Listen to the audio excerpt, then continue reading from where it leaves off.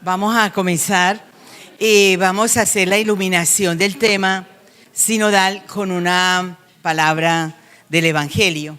Y es la forma como Lucas, el evangelista, nos define a la mujer. Y lo vamos a hacer con 2 versículos solamente. Así que van a estar atentos a ver qué es lo que voy a leer. Sobre todo, esta parábola está entre 2 más y se llaman las parábolas de la misericordia. La pregunta es ver cómo Lucas nos ubica a nosotros en esa sección. Voy a leerlo así. Dice Lucas en el capítulo 15, versículo 8. Si una mujer tiene 10 monedas y pierde una, no enciende una lámpara, barre la casa y busca con mucho cuidado hasta encontrarla. Al encontrarla, llama a las amigas y vecinas y les dice: alégrense conmigo, porque encontré la moneda perdida. Vuelvo a leerlo, pero ya me van a poner cuidado. Primero, ¿cuántas monedas tenía? Un momentito, no me contesten. ¿A qué horas las perdió? ¿Qué fue lo primero que hizo? ¿De acuerdo? Vuelvo a leerlo. Si una mujer tiene 10 monedas y pierde una, no enciende una lámpara, barre la casa y busca con mucho cuidado hasta encontrarla.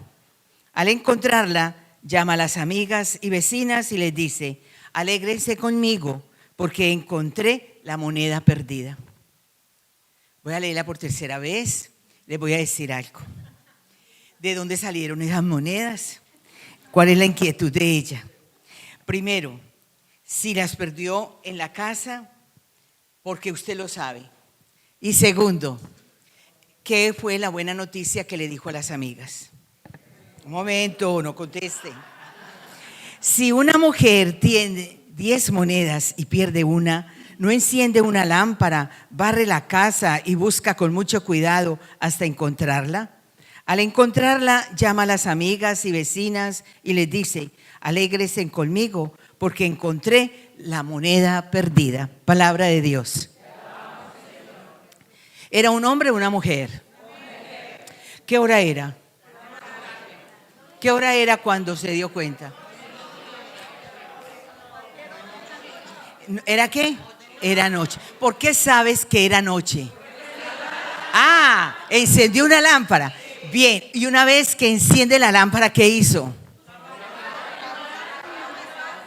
Barrió.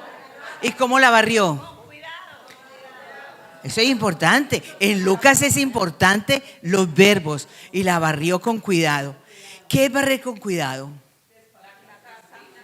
¿Qué es barrer con cuidado?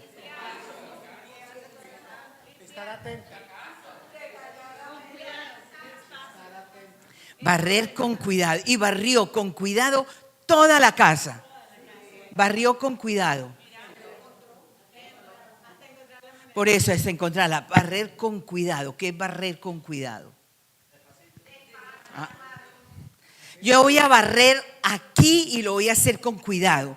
¿Cómo yo barro aquí y lo hago con cuidado? ¿Qué tengo que hacer? ¿Cómo? Levanto esto. ¿Qué otra cosa? Voy a barrer con cuidado aquí. ¿Qué hago? Muevo el mueble. Voy a barrer con cuidado por aquí. ¿Qué hago? Perfecto. Eso es importante. Muy bien. Lucas nos dice que aquella mujer enamorada, voy a decir por qué es enamorada, porque ella tiene 10 monedas y tiene esas 10 monedas.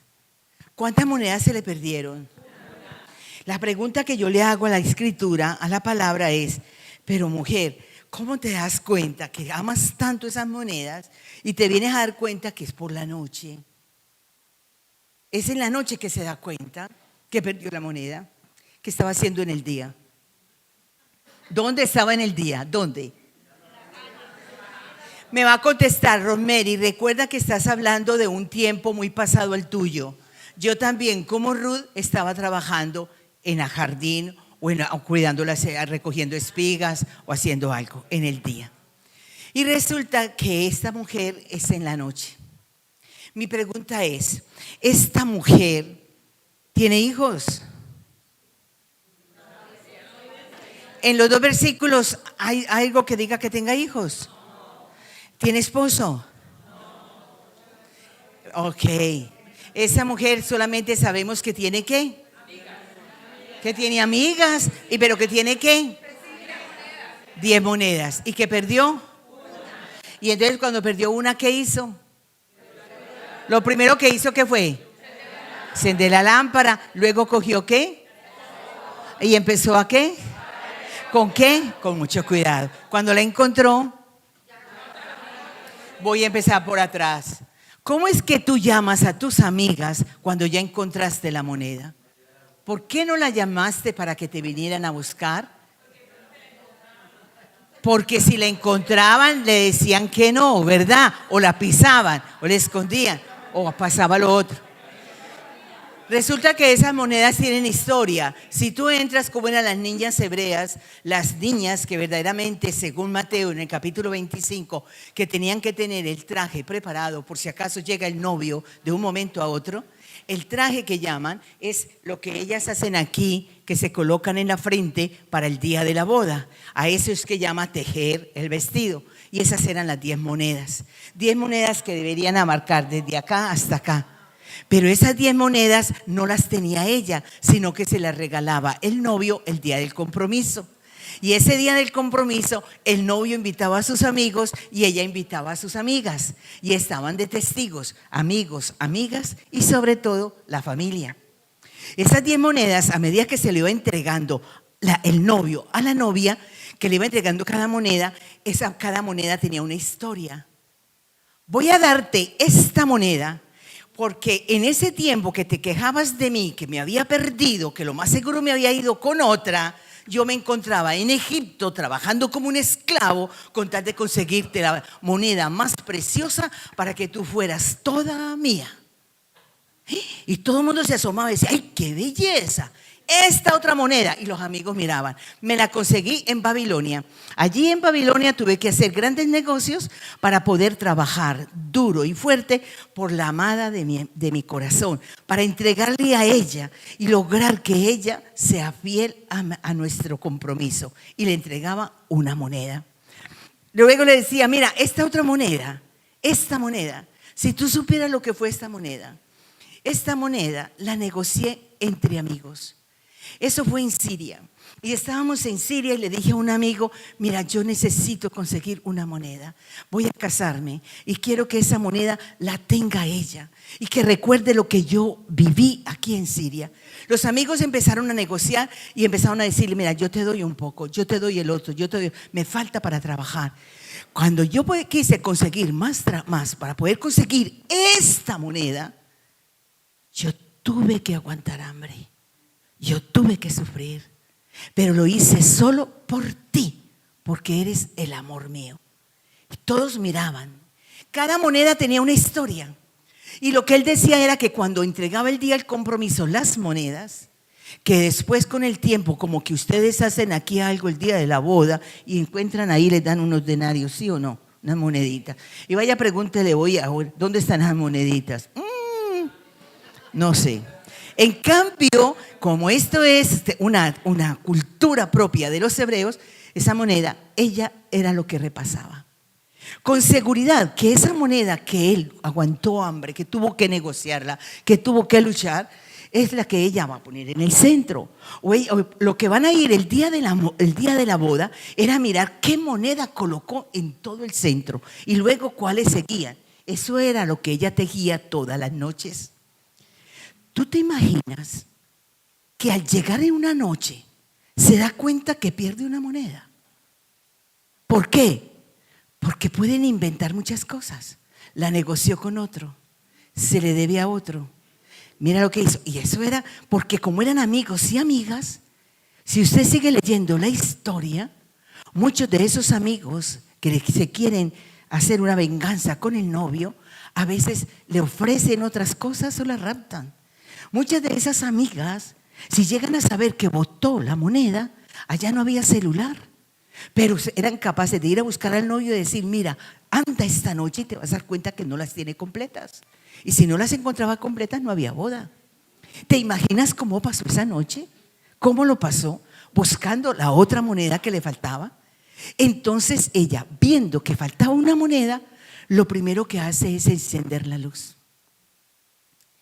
Encender la luz cuando hemos perdido algo nosotras es tratar de dejar que el Espíritu me ilumine qué está pasando en mi vida. Eso es lo más importante. Es invocar al Espíritu para ver. Pero Lucas nos va narrando a partir de una parábola de hechos concretos que existían en la cultura hebrea. La segunda parte es que coge una escoba. ¿Tú te imaginas las escobas de aquella época? De puras ramas, que esas sí barren con ganas, ¿sí o no? Y Lucas le agrega: y con cuidado. Era de noche, y con cuidado. Muchas veces nosotros tenemos que coger una escoba y barrer desde nuestra forma de pensar, que muchas veces mi forma de pensar sepulta, opaca, es decir, aquella moneda que más me dice. Y por eso empezó a barrer toda la casa. Y hay que barrer ese sentido de mentalidad, de sentimientos, que muchos rencores, a veces muchas cosas que no me hacen positiva, y luego tratar de encontrar lo que he perdido. El que ella lo haya perdido dentro de su casa, lo que Lucas nos está diciendo a nosotros es que las cosas de Dios nadie las arrebata, sino que tú las pierdes. Eres libre, las pierdes. Pero lo otro es: lo que has perdido, recupéralo. Porque por muchas buenas amigas que tengas, nadie siente la pérdida como tú. En Apocalipsis, en el capítulo 2, nos están diciendo: mira, tú tienes muchas cosas, grandes acciones, pero has perdido tu amor primero. Recupéralo. Mira dónde lo perdiste, o si no, cambiaré tu candelero. Cuando la mujer es enamorada y apasionada por el reino, por Jesús,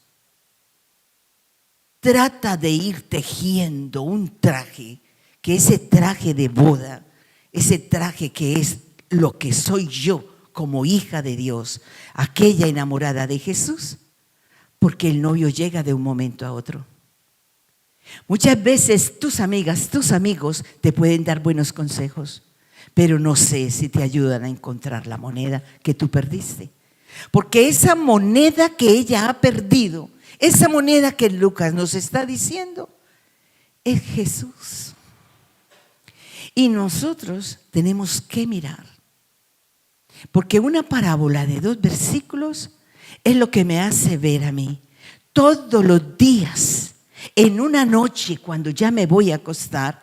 Es bueno que hagamos un examen de conciencia, porque el número 10, es decir, algo que está más o menos completo, es algo con lo que tú tienes. Nos regaló tantos carismas y tantos dones, que es bueno que en la noche, cuando estés tejiendo tu vida, te des cuenta por qué tienes ese genio. ¿A qué se debe que perdiste tu paciencia? El por qué respondiste que hiciste llorar a esa persona. ¿A qué se debe que has perdido la bondad en tus palabras? Es importante que te examines el por qué tu corazón está tan duro, tan difícil de perdonar. Y por eso has perdido lo que se llama la misericordia. Son tantas bondades que tú recibiste desde pequeño y pequeña, que también es bueno que frente a este texto te des cuenta cuántas monedas has perdido. Pero hay otro mensaje que nos enseña ella, y el mensaje es: no hizo lo que yo hubiera hecho, lo que tú hubieras hecho. Está muy tarde, mañana la busco. Cuando ya salga la aurora, al amanecer yo la busco. Así es nuestra vida.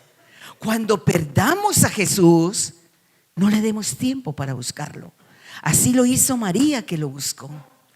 Pero nosotros a veces nos acostamos sin habernos reconciliado con Él.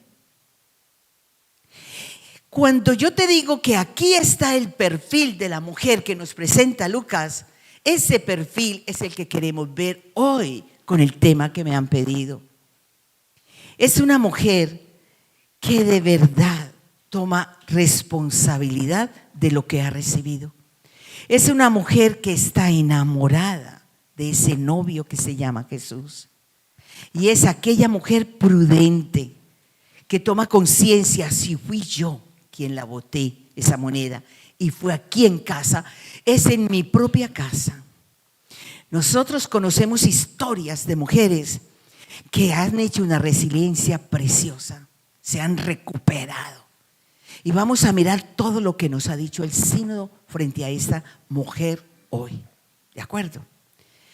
Vamos entonces a decirle al vecino qué te quedó de esos dos versículos. Ya, un minuto ahí.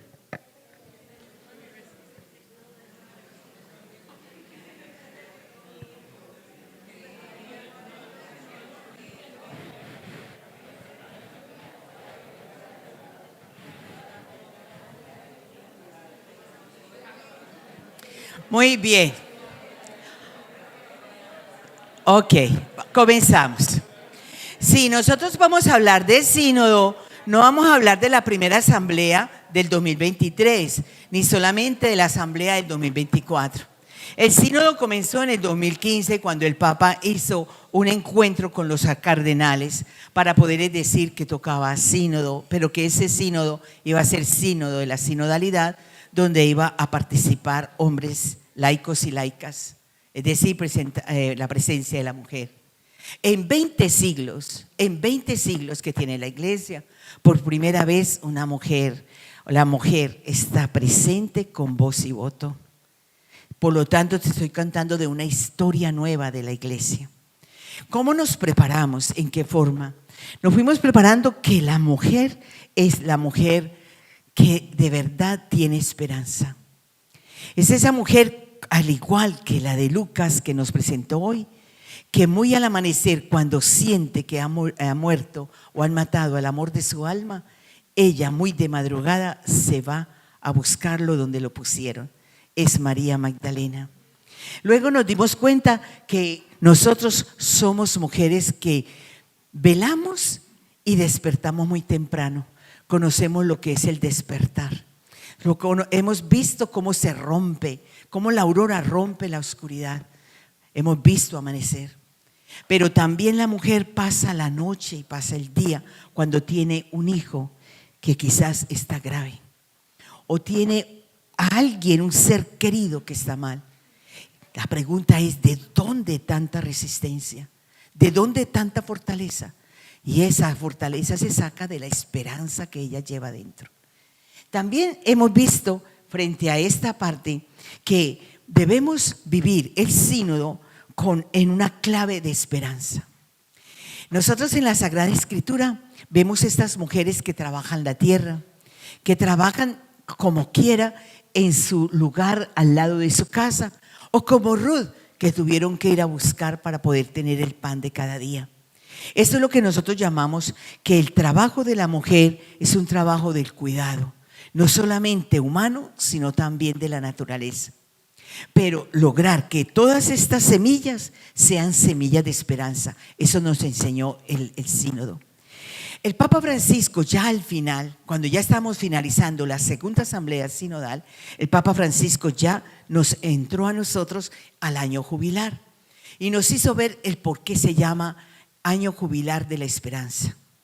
Porque él dice que una vez que pasó el COVID, la gente quedó afectada, el hombre quedó en una depresión. Quedamos con miedo de que nos vuelva a coger una sorpresa de estas. Y llegó el momento de que dice el Papa que a veces no hemos llegado a tocar la profundidad de todo lo que se vivió en cada familia. Y todo esto hay que seguirlo observando. Gente que quedó con muchos temores y jóvenes que quedaron como quien dice: la vida no vale para nada. Entonces todo esto se nos envió para decir, seamos semillas de esperanza o sembremos semillas de esperanza para los demás. El tema es este, el jubileo no es solamente caminar, el jubileo es algo más. Mientras tú vas de camino, lanza semillas de esperanza, o una sonrisa, o una mirada, o una palabra, o un abrazo, o acompañar a un anciano. Todo eso da esperanza. La otra parte que vimos es que hubo un momento en que llegamos y tocamos como la sequedad espiritual. Y hoy por hoy la gente de este siglo es una gente hambrienta, sedienta, deseo de buscar a Dios. Está buscando a Dios por todos los lugares. Ya no lo había dicho Carmen. Él no nos había dicho, Carmen, que nosotros vamos a tocar como alguien que te va a tocar la vida. Háblame de tu Dios, porque tiene hambre de Dios. Lo comparó con Eliseo. Eliseo era un discípulo de Elías, pero cuando Elías muere, Eliseo le toca continuar su historia. Y la misma gente del pueblo le decía, calvo, calvo, háblame de tu Dios. Y hoy está nuestra gente igual, háblame de tu Dios. La gente está sedienta de espiritualidad. Y nos tocó a nosotros, como nos dijo Juan Pablo II, que nosotros los cristianos del siglo XXI deberíamos de dar respuesta a esta sed de espiritualidad. Es decir, ser místicos, pero no místicos con los ojos cerrados, unos místicos que leen la vida, que leen la historia, pero que también son visionarios. ¿Por qué? Porque el Espíritu nos ayuda a leer la realidad para poder contestar a esa realidad. Ese despertar, ese brote, nosotros lo vimos en la primera asamblea. Resulta que en la primera asamblea, cuando llegamos, fue una sorpresa para muchos cardenales y muchos obispos que habían ido a sínodo y nunca habían empezado como con una fuerza orante. Y el Papa Francisco nos envió a un retiro, es decir, a hacer un retiro de 3 días en una casa maravillosa. Pero cuando llegamos allá, inmediatamente se nos pidió el silencio total. Los obispos no entendían. Cuando el segundo día los obispos decían, yo creo que este sí no es sino rezar y rezar. Todo el mundo se quedaba callado. Hasta que llegamos y figúrese que ya en la segunda asamblea, que también tenía otro retiro, los obispos tomaron conciencia que se nos había olvidado que la iglesia era una iglesia orante, una iglesia de rodillas, una iglesia que suplica. Nosotros no tenemos como a la fuerza a Jesús y al Espíritu, no. Nosotros tenemos que suplicar que el Espíritu venga sobre nosotros. Y esto fue el proceso sinodal. ¿Por qué es un retoño? Porque en medio de la sequedad que teníamos, en aquella forma en la que quedamos como de apatía, de indiferencia, la iglesia empezó a mirarse unos a otros. Es decir, es una iglesia que sabe que tiene a alguien al frente, al lado, atrás, pero que necesita de tu palabra. Después nos dimos cuenta, observe que les han hablado de sínodo, de sinodalidad, y yo te voy a decir los 5 capítulos. El sínodo tiene 2 cosas importantísimas. ¿De qué trata el sínodo? De relaciones. ¿Y de qué más habló? De vínculos. Contésteme, ¿de qué trató el sínodo? ¿Y de qué más? ¿Qué es relaciones? Hágame con el gesto, ¿qué es relación? Mirándonos, ¿sí o no? ¿Y qué es vínculo? Hágame un gesto con las manos. Perfecto, vínculo. ¿Sabes? El individualismo, la persona egoísta, la persona apática, llegó el momento en decir, a mí qué me importan los demás. Nos quedamos en el apartamento viviendo nuestro propio mundo y no nos dimos cuenta que esto nos estaba haciendo daño. La soledad estaba haciendo mucho daño. La gente se estaba deprimiendo, se estaba llenando de nervios, la gente se estaba malgeniando, la gente no sabía por qué vivía, de todo, porque se nos olvidó que fuimos creados para vivir en comunidad. Entonces, los 5 capítulos del sínodo es lo más hermoso que hay.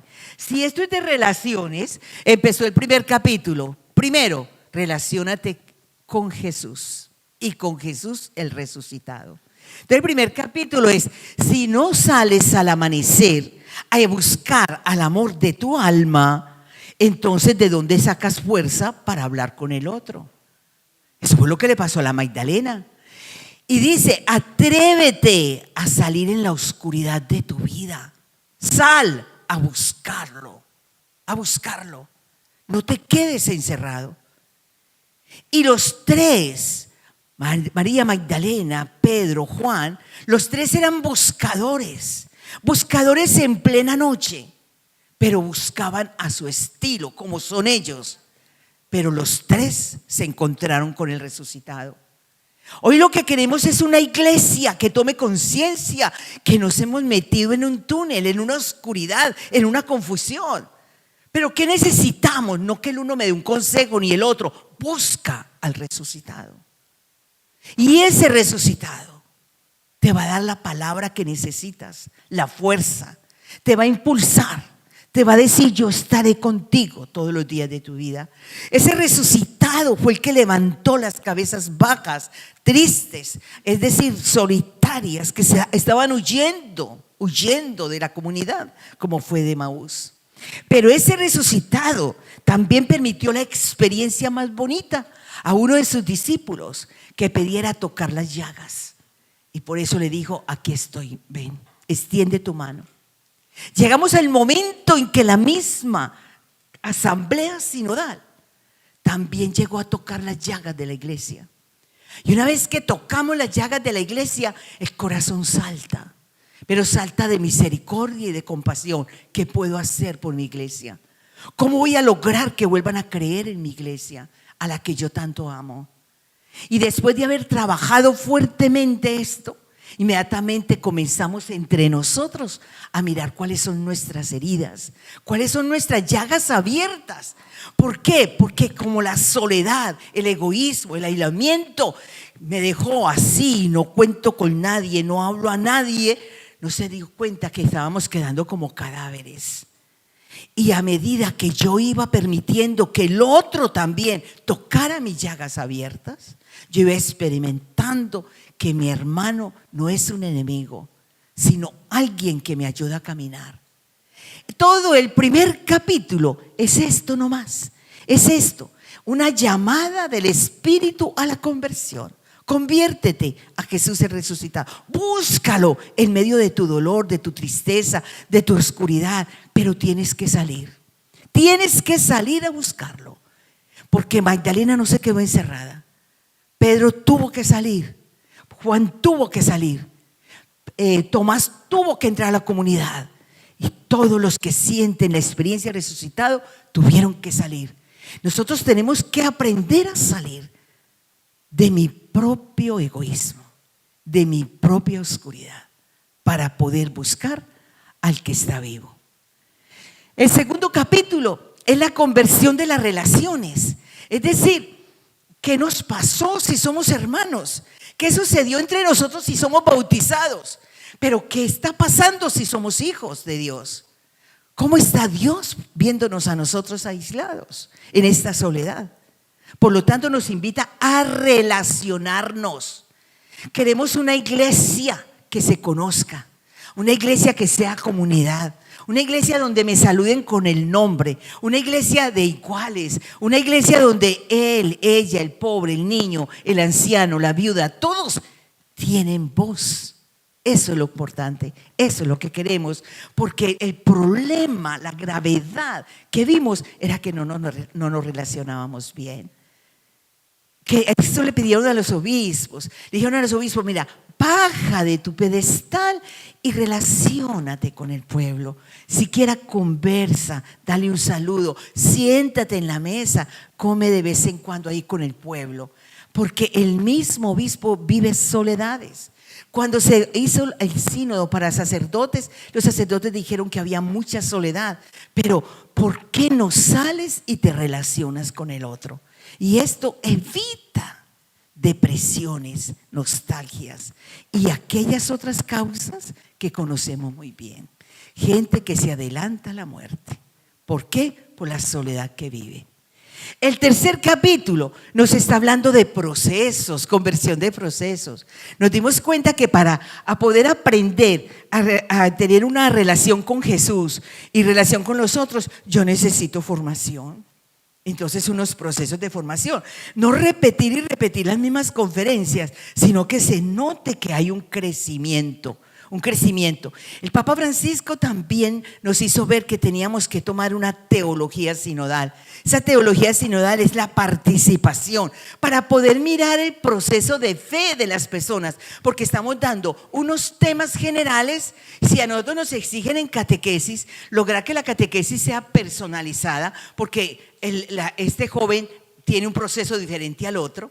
Lo mismo nos va a pasar a nosotros que estamos en este grupo, mirar que en ellos hay distintos procesos de fe. Entonces, mira, esta cristología es así, así, así. Este estilo de moral, mira esto. ¿Por qué? Porque hay personas que han recibido muchas charlas, han recibido conferencias, pero necesitamos que esa persona nos hable y nos diga, es que yo creo que a mí me falta el principio. ¿Cuál es el principio? Creer en mí mismo, para poder creer en Jesús y creer en el otro. Y eso nos puede faltar. Y ese es el primer tema que uno ve cuando uno comienza a dar pasitos. El cuarto es la conversión de vínculos, porque ya no podemos caminar aislados. Es decir, yo hago lo mío. Y en eso hemos quedado en las parroquias. Cada uno entra por una puerta, el otro por otra puerta y se hace en un lugar donde quede solo. No, de vínculos para poder formar comunidad. Que una parroquia esté vinculada a otra parroquia, que trabajemos como por vicarías o por zonas. Es decir, que la diócesis conozca sus parroquias y la parroquia conozca la diócesis. Y luego formar un pueblo de discípulos misioneros, que está el sentido de la formación general, bien sea para obispos, ya empezamos formación para obispos, formación para sacerdotes, para religiosas y para laicos, ¿de acuerdo? Y ahí estamos. Rosemary, ese es el sínodo, este fue el proceso sinodal, mirar en la sencillez. Rosemary, entonces, ¿qué fue el problema? El problema, ¿sabes cuál fue? Fue este: relaciones y vínculos. ¿Por qué? Porque el problema nos lo está diciendo acá, que nosotros tenemos una variedad de carismas y ministerios. Este fue el problema. ¿Cuál es el problema? Que tenemos carismas diferentes. Hay unos que tienen un carisma precioso para la predicación, otros tienen un carisma muy bonito para la catequesis, otros tienen un carisma para la salud, todos esos carismas. Y esos carismas era lo que estamos buscando, que todo el mundo participe, porque el Espíritu Santo se está quedando solito y Él derramó todos los carismas. ¿Y qué está pasando? Que no brota.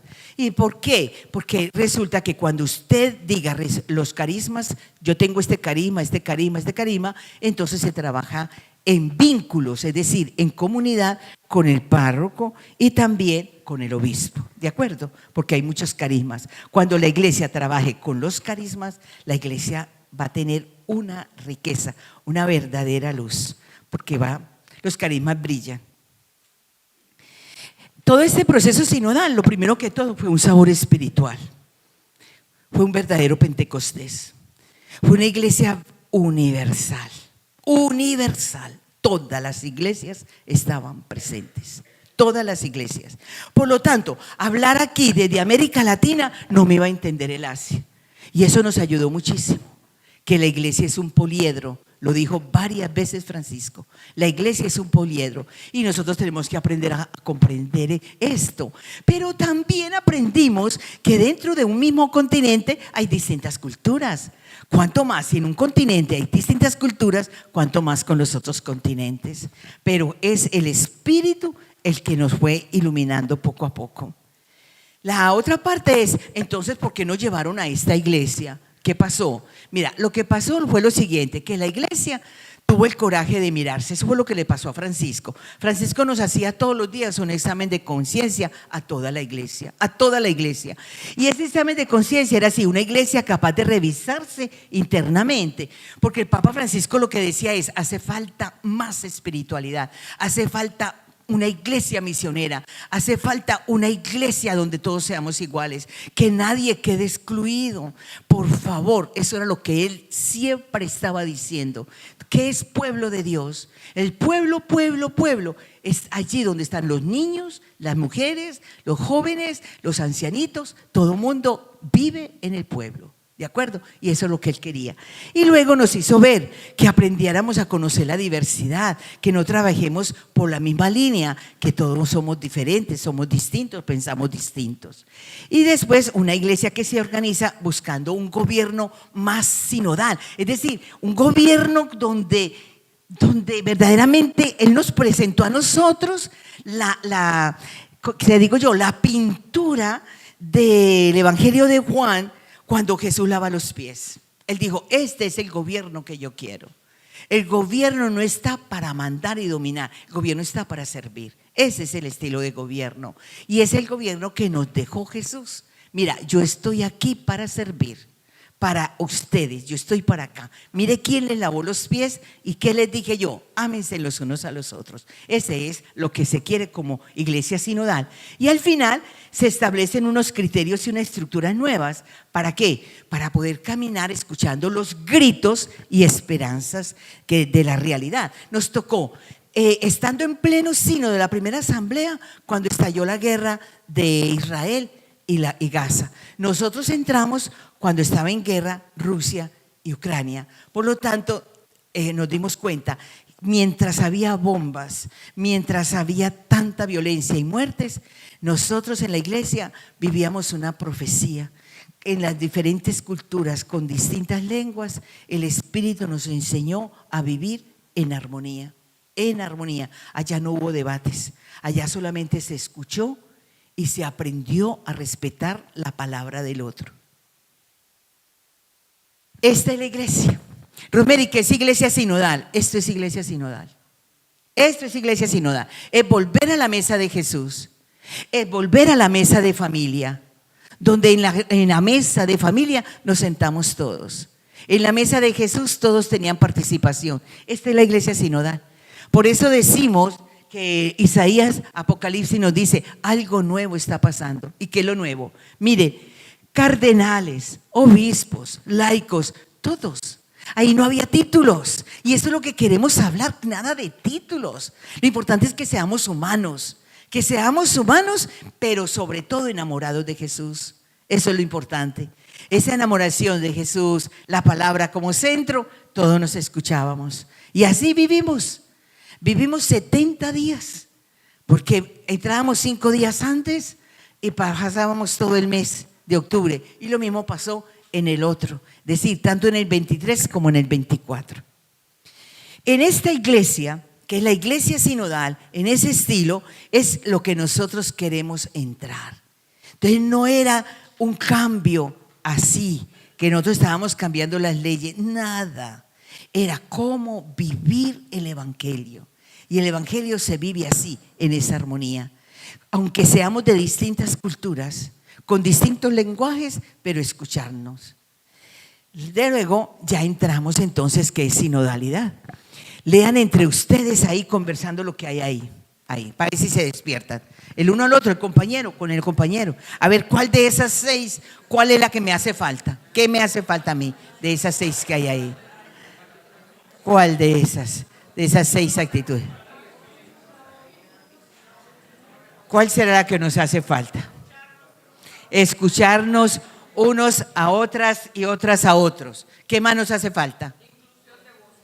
La inclusión de voces, que está de primera, la que más hace falta. ¿Qué otra falta? La inclusión de los laicos. Eso fue lo que, no solamente lo que hicimos en el sínodo era recuperar la Lumen Gentium del Vaticano. ¿Qué más? Participación, caminar juntos, la mesa compartida, escuchar al Espíritu y corresponsabilidad y misión. Mire, esto es. ¿Qué hay aquí en contra? Nada. Al contrario, estábamos hablando ahora con el nuncio ahí en la mesa. La especialidad de Francisco, la gran teología de Francisco es que nos enseñó a entender teología. ¿Y cómo nos enseñó a entender teología? Con palabras simples y sencillas. Pero lo importante, él dijo, no les voy a dar un libro duro de roer. No, les voy a decir con palabras simples que sí es posible vivir el cristianismo. Y mira que sí es posible vivirlo. Con esto, ¿pero qué nos pasa? Nada. ¿Por qué no lo hacemos? Porque como caímos en una sociedad tan egoísta, tan individualista, entonces solamente escucho la voz que yo quiero. Pero no sabemos que detrás de esa persona, la más pequeña, la más débil, la más frágil, ahí está hablando también el Espíritu. Eso es lo importante. Bien, entonces ahora sí vamos al tema que me han pedido. Era necesario mirar primero en una forma muy rápida lo que hicimos en el sínodo y ahora mirar a esta mujer puerta de esperanza en la iglesia sinodal. ¿Por qué esto de la mujer puerta de esperanza? Si nos pusiéramos a pasar las páginas de la Sagrada Escritura, va a llegar el momento en que cuando Israel cae en el caos, en la derrota y ya no hay salida alguna, yo siempre digo, sigo pasando la página y yo voy a encontrar una mujer. Y encontramos una mujer que es una puerta. De ella va a salir bien sea una orientación, va a salir de ella una voz, un grito, de ella va a salir una acción. Empecemos por Judí. El pueblo estaba agotado, sin agua, sin nada. Mira, ese hombre nos va a acabar y nosotros acá. Y Judí dijo, calma, voy a bajar. Te pueden matar, te pueden pasar miles de cosas, yo voy a bajar. Pero ¿cómo el pueblo volvió a revivir y que no le quitaran el agua? Una mujer. Comencemos también por Noemí, leyendo a Noemí y a Ruth. No tengo más hijos, quedaste sin hijos, se murieron los míos, no hay nada, en mi familia no hay nada. Ruth insistía, pero te acompaño, yo vuelvo a tu tierra.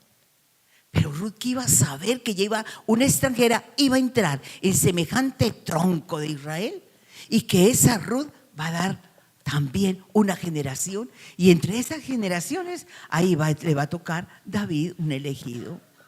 Cuando los jóvenes, los muchachos judíos empiezan a cantar a Ruth danzando alrededor de una hoguera, yo digo, es que la mujer da a luz. ¿Da a luz cómo? A partir de la palabra, a partir de una acción, a partir de un abrazo o dando a luz la vida. Entonces, por eso esa mujer es puerta de esperanza. Es fijo que cuando la mamá en casa llega allá y el niño llega de la escuela con una cantidad de una gritería, con un montón de cosas porque el niño no tiene el tiempo, y el niño dice, me pusieron esto y esto, y ve que la mamá está como mal, como regular, como no sé qué, el niño se queda mirándola. ¿Y qué te pasa? ¿Por qué? Porque él espera de la mamá una puerta de esperanza, es decir, en la mirada y en el rostro. Ellos mismos nos exigen, y esto es porque ellos nos ven diferentes, porque ellos nos esperan de nosotros que salga un rayito de sol. Ahí es donde se nos pide a nosotros en el sínodo que en este tiempo en el que estamos viviendo de tanta catástrofe a nivel mundial y muchas veces tantas divisiones en el hogar, en este tiempo donde los jóvenes se están adelantando a quitarse la vida, donde escuchamos tantas cosas de universitarios que sucedió un fracaso, no tuvo con quién hablar, entonces la solución es quitarse la vida, donde hay tantas cosas, la mujer aquí, que tiene tanta creatividad, tiene que buscar un camino nuevo, bien sea en la pastoral, en la misión, en el lugar donde estás. Nosotras somos creativas y lo podemos hacer. Aquí es. ¿Por qué? Porque es que cuando nosotros hablamos de lo nuestro, de lo que estamos viendo, de cómo lograr que surja la esperanza, entre nosotras que aprendemos a conversar de acuerdo a nuestra memoria, las historias, entonces podemos dar respuesta. Porque llega el momento en que cuando nos estamos convencidas no tenemos miedo y nos arriesgamos. Somos mujeres que sabemos de relaciones. Si nos hizo el sínodo un llamado a la conversión de relaciones, si como buenas tejedoras somos capaces de desenredar cualquier ovillo que tenemos de lana, de hilo, lo que sea, esto nos ayuda a nosotros a expresarnos cómo hacer buenas relaciones. Una mamá con calma y con serenidad sabe buscar con el diálogo volver otra vez a unir la relación. Bien sea la mamá frente a esos hijos que no se pueden ver, o una mamá que acompaña a su hija que está en una crisis de divorcio. No es decir, es ya, no, es pensarlo y reflexionarlo. Nosotros tenemos una misión y ojalá viéramos que la misión ¿cuál es? En este mundo roto, yo quiero hacer una misión, lograr que no haya más odios, que no haya más odios, que no se disperse más la gente, sino que la gente vuelva otra vez a conversar. Es que la conversación nos lleva a la unidad. Entonces el sínodo comienza con esto. Primero, la conversión de relaciones. Queremos una iglesia sinodal que vive de la relación constitutiva a nivel de comunicación, participación y decisión. El uno es el primado, el Papa. Algunos, los pastores, todos nosotros. ¿Sabes por qué? ¿Por qué dijo el sínodo esto? Porque veíamos que las relaciones estaban rotas, algunas iglesias sin comunicación con el Papa. Un obispo se quería como sobrepasar o algo así. Y el obispo debe entender que con él, detrás de él, hay muchos pueblos. Y que los pueblos, los más sencillos, le creen es al obispo. No llega mucho más allá y no tienen la experiencia del resucitado.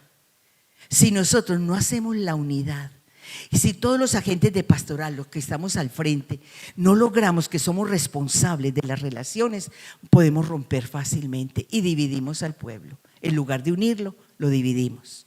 La otra parte es porque la sinodalidad es el desafío de Dios para que todos en la iglesia sean protagonistas y disciernan juntos la voz del Espíritu Santo. Hoy por hoy la gente está buscando retiros espirituales, sí. Pero lo que estamos logrando es, esos retiros espirituales no es llevarle con mucho cuento porque cuando salen ven que la realidad es otra. El retiro espiritual debe salir del eco que se está viviendo en la sociedad para enseñarle a la persona que está buscando, que viene ofuscada, en la palabra de Dios, leyendo la palabra, que sí hay solución para su vida, para la suya y para su familia. Ante la realidad. ¿Por qué? Porque es que esto es, para yo poder hacer este desafío, yo tengo que aprender a discernir con los otros. Nosotros nos brincamos algo y es que no estudiamos filosofía.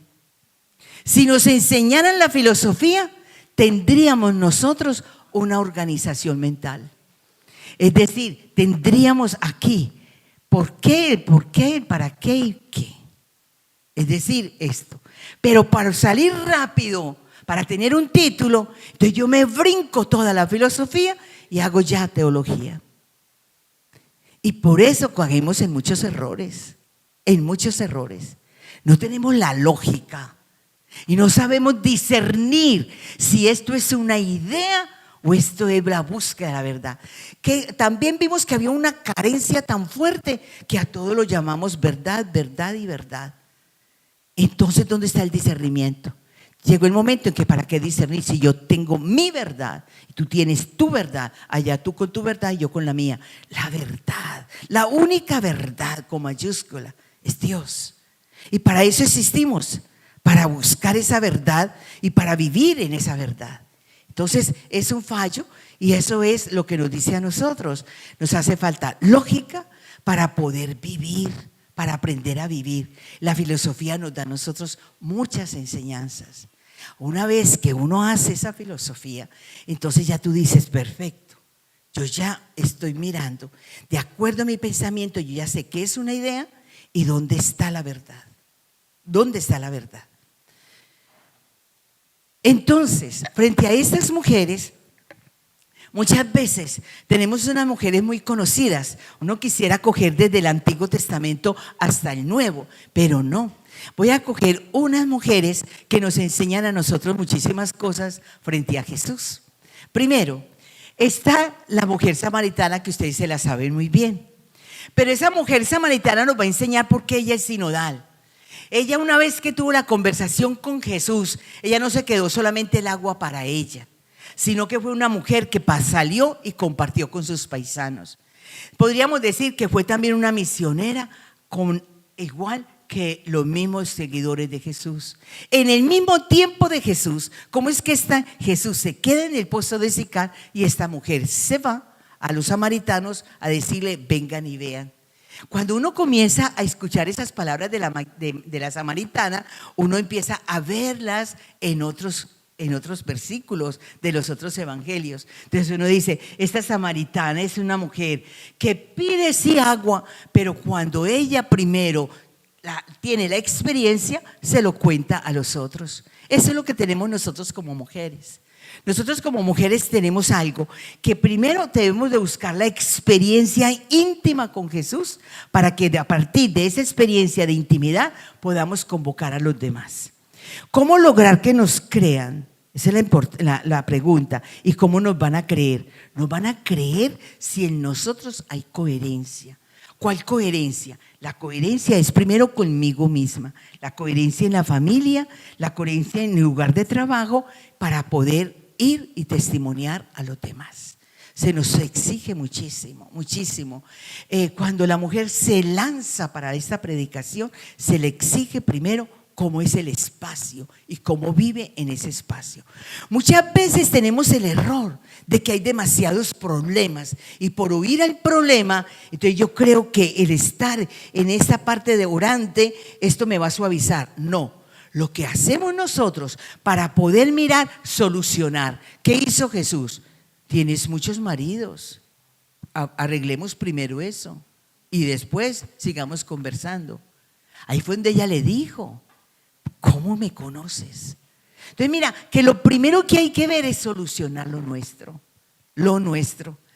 Por mucho que vayas, que ya llevas 20 años, Rosemary, y yo no encuentro la solución. Tú la has hablado, tú la has conversado, tú has pedido la ayuda. Mira que la samaritana lo habló y hay que hablarlo para poder encontrar esa solución.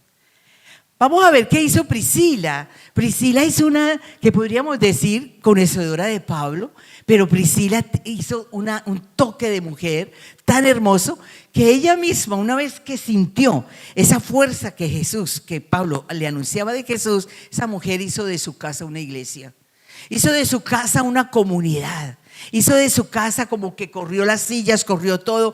Pablo, ¿qué te cuesta hacerlo aquí?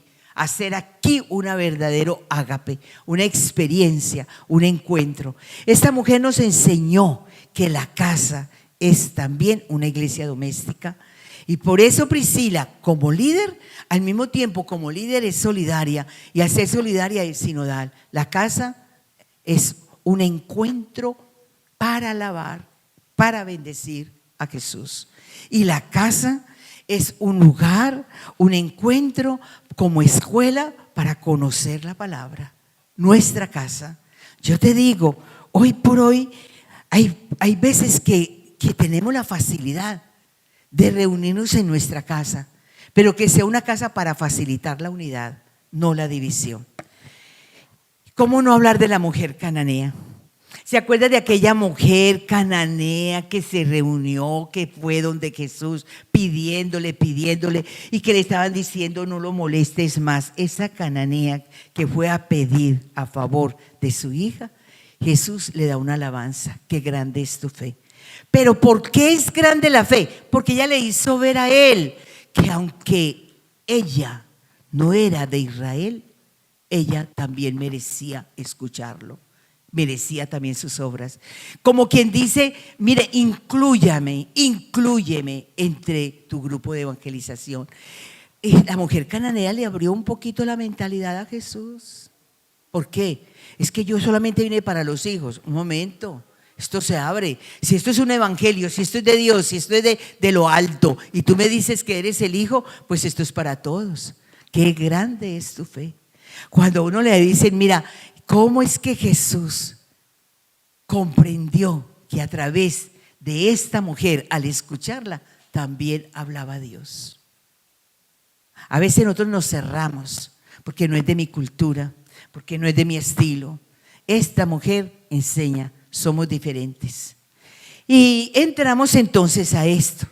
El camino sinodal se construye en el reconocimiento, la incorporación y la escucha que tiene en cuenta la pluralidad de culturas y los distintos lenguajes que le dan vida fecunda a la comunidad eclesial, a nuestra iglesia. Mire, ¿cuál es la riqueza que la iglesia primitiva tenía? Que fue un problema en el capítulo 15 de Hechos de los Apóstoles.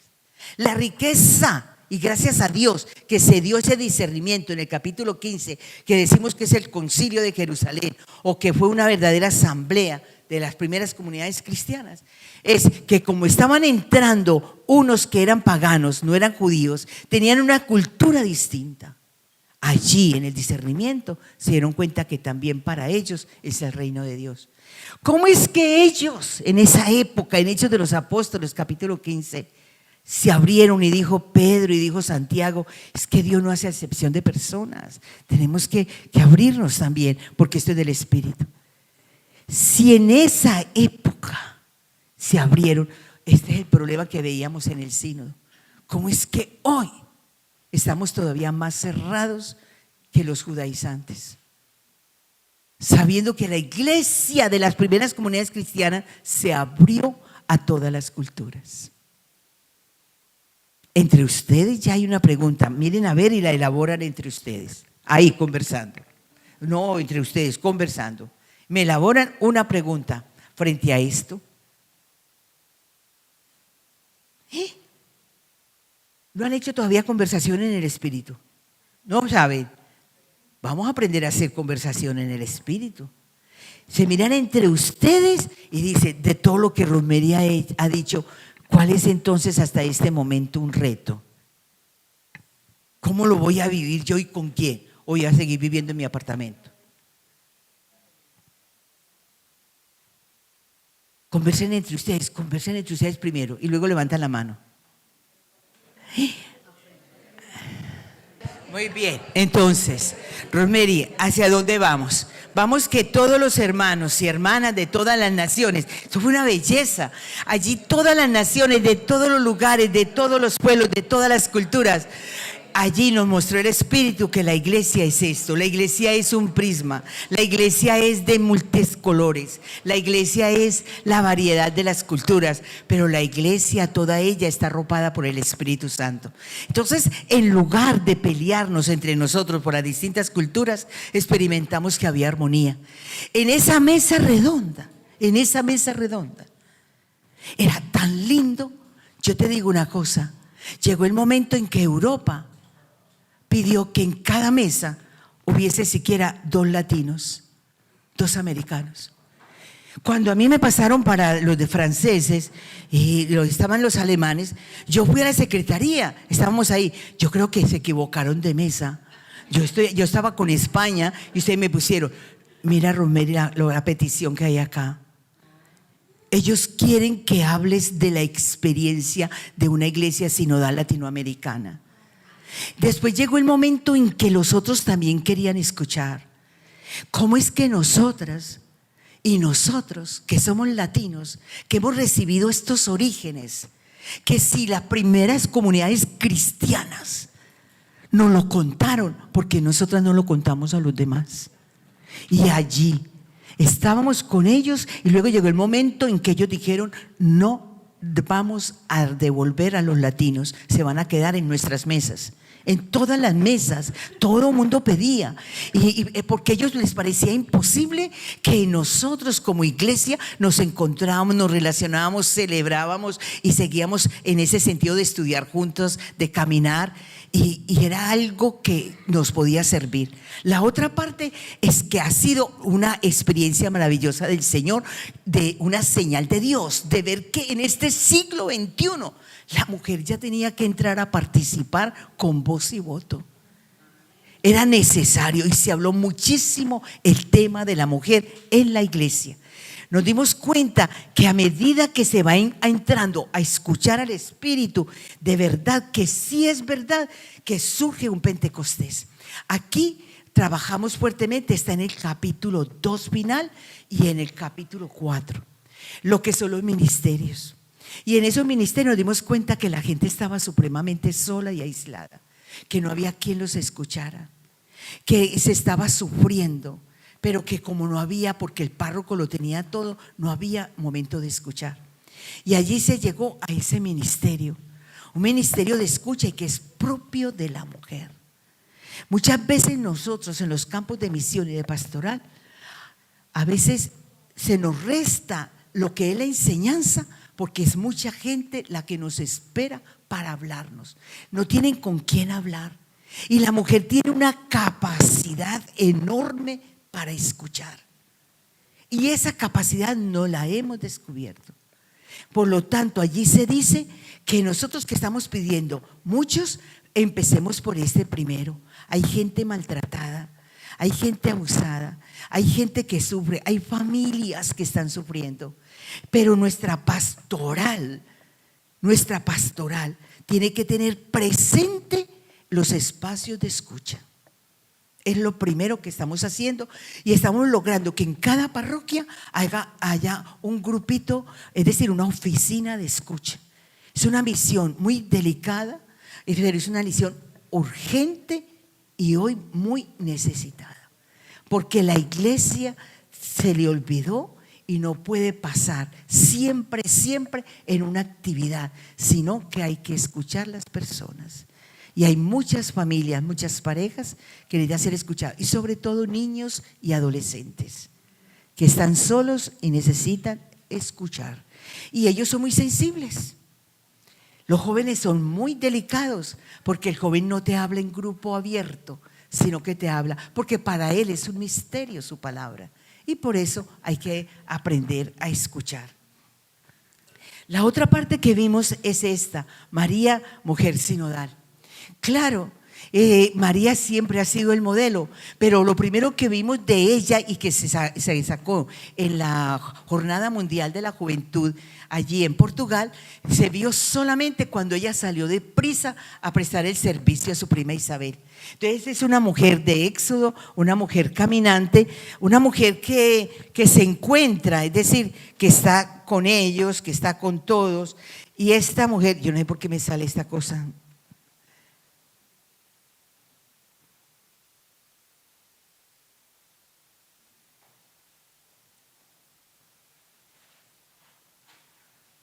Esa mujer caminante y del éxodo, no, su caminar no era de paseo, su caminar era de servicio. Pero lo más bonito de ver en María fue una mujer que se unió. Es decir, ella fue donde su prima, la anciana. El Papa Francisco sacó unas catequesis muy bonitas de las dos generaciones. Es decir, esto es lo que tenemos que trabajar nosotros, trabajar con dos generaciones. ¿Por qué? Porque la generación adulta, como lo hizo Isabel, pasar todo el legado de la fe a una generación joven. Pero también hubo algo en la casa de Al-Karim, que también lo trabajamos. Es en una casa que se hizo verdaderamente lo que nos dice Jesús, le dijo a la samaritana: ni en este lugar ni aquel, sino en espíritu. Ellas dos se dieron cuenta que el templo lo podíamos hacer donde las dos comunicábamos la fe y alabamos al Señor. A veces nosotras, muchas veces decimos voy a ir al templo, pero oye, esa reunión que estás haciendo puede convertirse en una verdadera liturgia, porque así lo hizo María y lo hizo su prima Isabel. Tenemos algo más entonces, ¿cómo lograr esto de la mujer? Miren, yo les digo a ustedes, está muy bien que vengan a las reuniones, está muy bien que vengan a su formación, pero si no hacemos comunidad, esto se nos va. Si no hacemos sentido de identidad y de pertenencia, ustedes están hablando de CEPI, pero si no hacemos, mira, aquí debe de originarse lo que es verdadera comunidad. Muchas veces entre nosotros que somos alumnos, que somos discípulos, que decimos que estamos en una escuela bíblica, que estamos en una escuela de teología, también en nosotros hay mucha soledad. Y muchas veces nosotros, por estar rápido de un lugar a otro, choqué a quien escuché. Es decir, mi prisa pudo maltratar a otros. Y lo primero que tenemos que tener es ese sentido de aprender a interactuar. ¿Dónde estamos? El Papa Francisco dice que las facultades de teología tienen que cambiar el método. Y el método es esto: saber conversar entre nosotros, porque cada uno ha tenido experiencia de Dios. Y la teología se busca en la conversación, en el diálogo, en el intercambio. Porque decía el Papa Francisco, nos tragamos entero todo lo que dijo ese profesor, pero qué bueno que habláramos entre nosotros como hacían los de Maús. La otra parte es participar y disfrutar del entorno, es decir, en el lugar donde te encuentres. La mujer puede participar al máximo, darle al máximo, pero de acuerdo a su creatividad. Nosotros podemos lograr hacer de aquí, hermanos y hermanas, un sentido de discipulado de iguales. Y es desde aquí que tenemos que lanzarnos hacia afuera. La otra es, al mismo tiempo, una calidad de vida en la comunidad. Estamos para unir, no para separar. Tenemos unas fragilidades muy grandes y es la murmuración. Por eso tenemos que evitar, pero también tratar de ver que cada uno tiene que lograr un espacio. Miren, ahorita no trabajamos a partir de doctorados, a partir de títulos. Estamos trabajando a partir del humanismo. Nos falta ser humanos, muy humanos. Nos falta ser más sensibles y más delicados con la persona. Y eso debe ser el perfil que debe tener la mujer. Y lo otro, ¿cuál es nuestra identidad comunitaria? Miren, usted puede tener muchos títulos. Yo los digo mucho en las universidades donde trabajo constantemente, todo el tiempo. Puedo tener los mejores seminaristas, pero si no es de relaciones, esto no va a ningún lado. No va a ningún lado. Mucho cuidado, porque uno cuando entra acá, mira, usted es nuevo, él es nuevo. A mí me tocó con alguien que llegó nuevo, llegó esta mañana y me dijo, ¿qué es lo que hay aquí? Le digo, aquí como que hay una enseñanza. Pero ¿esto qué es? Vea, esto es una formación de CEPI. Pero y yo, a mí sí me acepta, quédese calladito, pero quédese. ¿Por qué? Era nuevo. Pero entonces a esto es lo que queremos, darle una bienvenida, acogerlo. Está buscando manos, abrazos. Está buscando abrazos. Y eso es lo que le damos. Y esos son los miedos que me da a mí cuando hay estas escuelas o estas facultades. Lograr que nosotros queremos formar comunidad, formar esas relaciones, saber que estamos tratando de saber y de gustar y disfrutar a Jesús, pero cuidado con quedarnos solos. Muchos estudios, muchas tareas, muchos títulos, pero quedé sin amigos y sin amigas. Lo importante es quedar con hermanos. Eso es lo más importante. Entonces, mi pregunta era, ¿y tu comunidad cómo va? ¿Cuál comunidad, Rosemary? ¿De la de Maús? ¿De la de los yo no sé qué? ¿De la de otro? No, esta comunidad entre nosotros. Y por eso es importante trabajar a partir de pequeñas comunidades que no se alcanzan a hacer muchas veces en la parroquia, pero que en las facultades se puede hacer a partir de pequeñas comunidades. Porque la mujer vive para esto. Figúrese que el Papa Francisco nos decía en el último capítulo, nos decía que había que trabajar la mesa. Pero la mesa, una mesa convocada, donde nosotros recordamos lo que es mamá, la abuela, que siempre nos atraía en la mesa, volver otra vez a esa mesa de familia.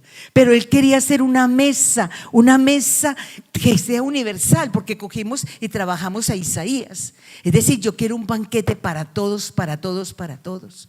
Y el Papa Francisco decía, esto es lo que yo deseo, una mesa donde entren todos, hombres, mujeres, niños, pobres, ricos, blancos, negros, todos en la mesa de Jesús. Y en esta mesa es la que queremos recuperar. ¿Quién la recupera? La mujer. La mujer es la que recupera la mesa de familia. La mujer es la que recupera la mesa de la celebración. La mujer es la que recupera la mesa del aniversario. Mira, si mamá convoca, todos van. Si mamá atrae, todos están. Pero tenemos que recuperar la mesa. Yo le diría, me gustaría decirle tantas cosas, pero qué bueno que recuperáramos dos cosas no más. La relación a nivel familiar y buscar un centro, que es la mesa donde todos podemos conversar. Y me gustaría así ver que el Evangelio también nos habló a nosotros, el sínodo, sobre las primeras comunidades cristianas, donde las mujeres eran discípulas, donde podríamos ver lo que las mujeres entraban de todas las culturas y luego como Pablo tenía compañeras en la misión de estas mujeres. Somos muy misioneras, somos muy pastoralistas. Sigamos adelante y muchísimas gracias.